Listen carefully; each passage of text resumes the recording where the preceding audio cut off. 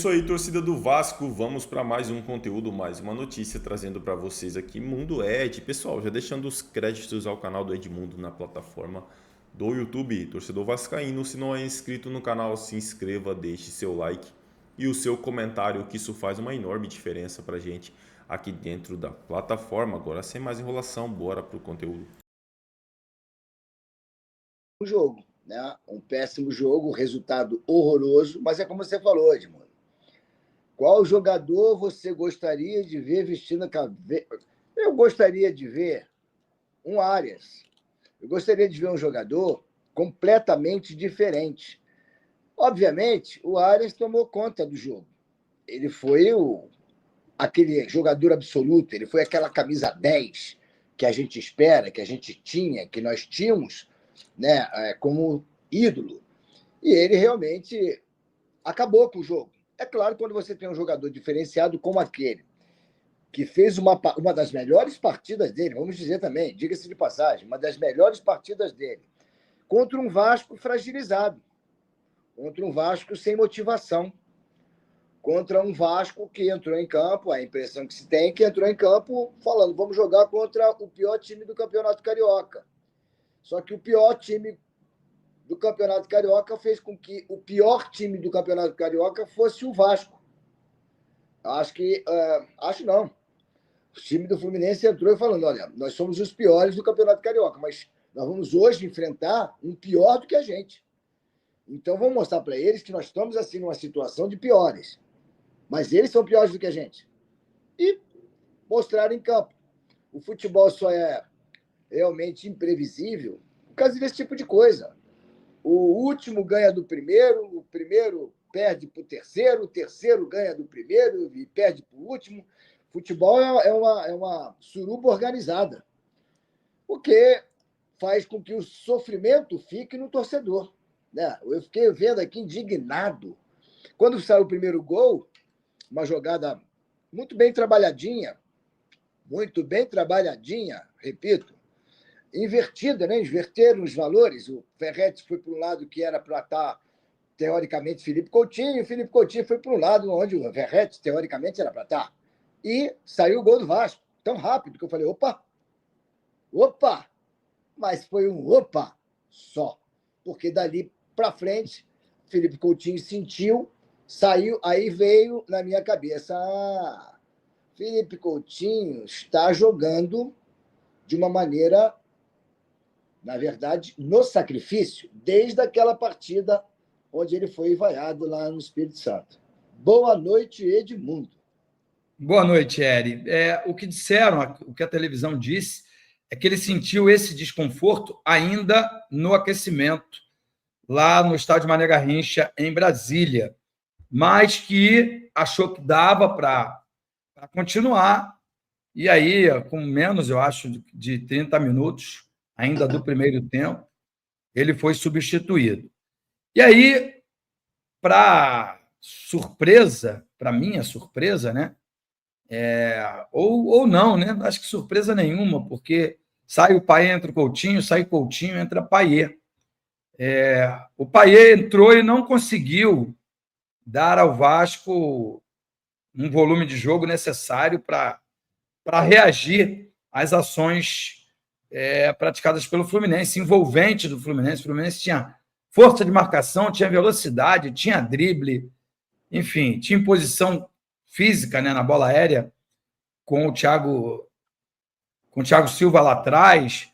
Enfim, o Vasco foi completamente dominado, na minha modesta opinião. Eu acho que perder faz parte do futebol, mas os jogadores precisam ter um pouco mais de vontade, um pouco mais de disposição, porque não me pareceu... é início de temporada, mas já fazem 30 dias que esses atletas voltaram de férias e já é mais do que suficiente para eles estarem numa melhor condição física, né, para poderem, pelo menos na vontade, na disposição. O Fluminense tocava, se você não prestasse atenção quem estava do lado de fora dirigindo a equipe do Fluminense, que é o Mano Menezes, que não é adepto desse tic-tac, a gente ia achar que o Fluminense ainda é treinado pelo Fernando Diniz. E qual foi o domínio do Fluminense dentro de campo?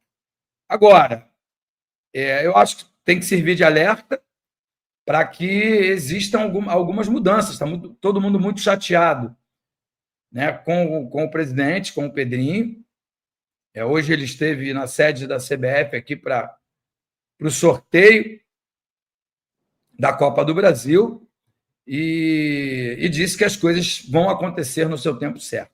O que você acha, Eu quero saber que tempo certo é esse. Porque o único tempo certo é o tempo de Deus.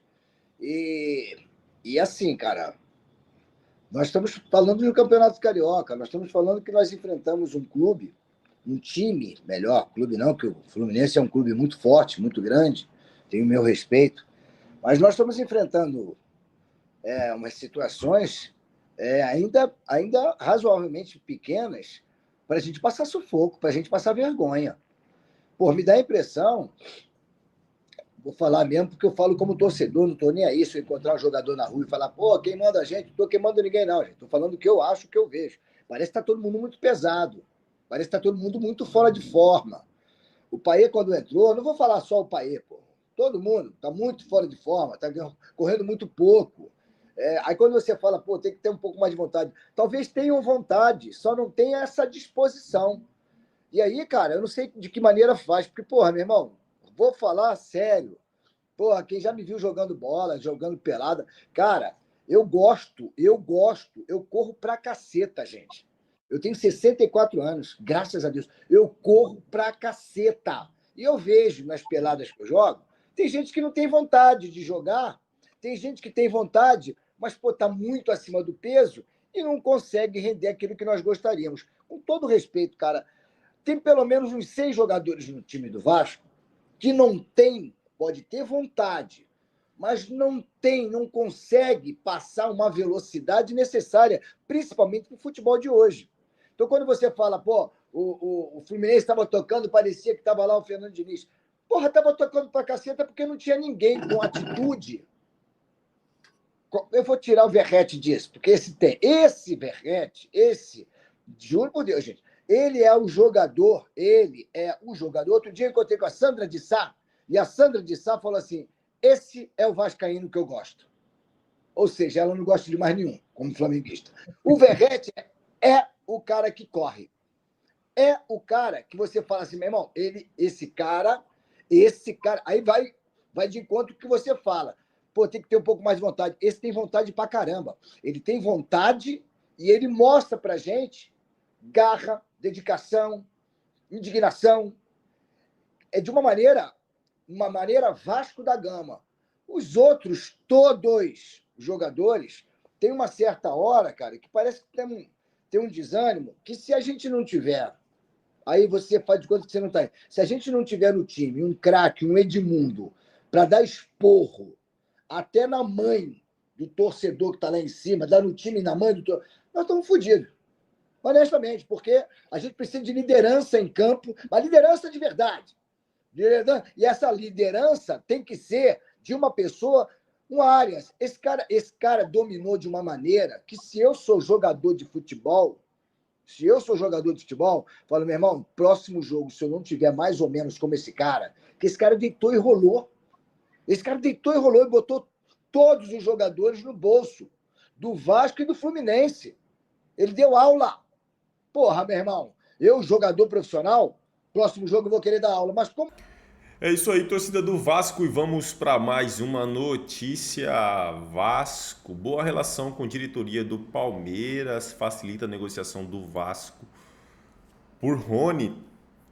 Pedrinho deixou tudo no ar, né, pessoal? Entrevista ontem, depois do sorteio da Copa do Brasil, né, que o Vasco demonstra muito interesse em contar com o Rony, até porque o Vasco precisa muito de um ponta e ele pode fazer esse papel.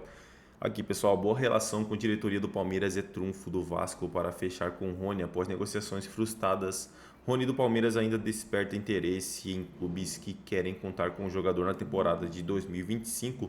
Trata-se do Vasco, que fez uma oferta de alto nível para fechar com o atleta, porém a negociação não será fácil, pois o Atlético Mineiro também está no páreo e pretende fechar com o jogador, um desejo antigo que vem desde a negociação com Paulinho, quando tentou envolver o camisa 10 palmeirense no negócio. No entanto, o time da Colina conta com um trunfo para arrematar Rony. A boa relação do seu presidente Pedrinho com a mandatária do Palestra, Leila Pereira. Isso pode ser crucial para a contratação, principalmente que tudo já está acertado e só depende do aval do jogador. O Palmeiras volta a campo contra o Água Santa neste domingo às 6h30 no estádio Mané Garrincha pela oitava rodada do Campeonato Paulista. Na competição, o Verdão é o segundo colocado do grupo D com 12 pontos e está a 4 do São Bernardo. Assim, se tratando de Leila Pereira, a amizadinha não conta nada. Se o Atlético chegar ali com uma oferta maior, né, que o Vasco apresentou, não interessa se ela tem boa relação com o Pedrinho ou não, ela vai vender. Todo mundo sabe como que a Leila Pereira age, né? É isso aí, torcedor vascaíno, agradeço pela companhia, até o próximo conteúdo.